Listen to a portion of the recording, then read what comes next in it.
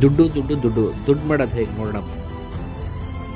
ಸಣ್ಣ ಬಂಡವಾಳ ದೊಡ್ಡ ಮೊತ್ತದ ಲಾಭ ತೆಗೆಯೋದು ಯಾವ ಥರ ಅನ್ನೋದನ್ನ ತಿಳ್ಕೊಳ್ಳೋಣ.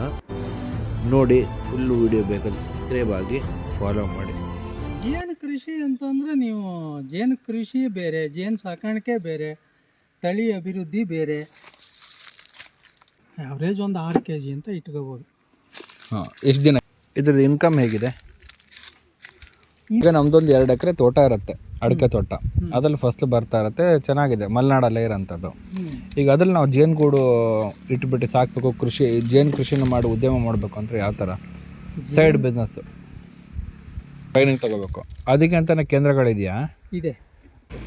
ಈಗ ಅದು ಫುಲ್ ಉಚಿತವಾಗಿರುತ್ತಾ ಅಥವಾ ಏನದು ಅಮೌಂಟ್? ಅಲ್ಲಿ ನಿಮ್ಮ 500ಕ್ಕೂ ಮಾರ್ತಾರೆ, 600ಕ್ಕೂ ಮಾರ್ತಾರೆ, 700, 800, 1000 ರೂಪಾಯಿ ತನೂ ಮಾರ್ತಾರೆ. ಈಗ ನೀವು ಹೇಳ್ತಿರಲ್ಲ, ಈಗ ನೀವು 500 ರೂಪಾಯಿ, 600 ರೂಪಾಯಿ, 700 ರೂಪಾಯಿ ಅಂತ ಹೇಳ್ತಿರಲ್ಲ.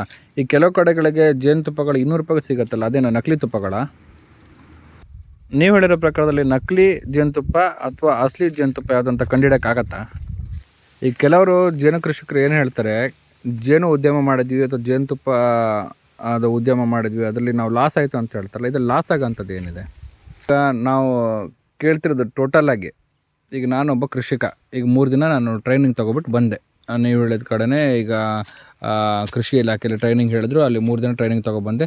ಆದ ನಂತರ ಒಂದು 15 ದಿನ ನಿಮ್ಮ ಥರ ಯಾರಾದರೂ ಗೊತ್ತಿರೋ ಅಂಥ ಅನುಭವಸ್ಥರ ಹತ್ರ ನಾವು ಟ್ರೈನಿಂಗ್ ತೊಗೊಂಡ್ಬಿಟ್ಟು ನೆಕ್ಸ್ಟ್ ನಾನೊಂದು 50 ಜೇನು ಪೆಟ್ಟಿಗೆ ಖರೀದಿ ಮಾಡಿಬಿಟ್ಟು ನಾನು ಮಾಡ್ತೀನಿ.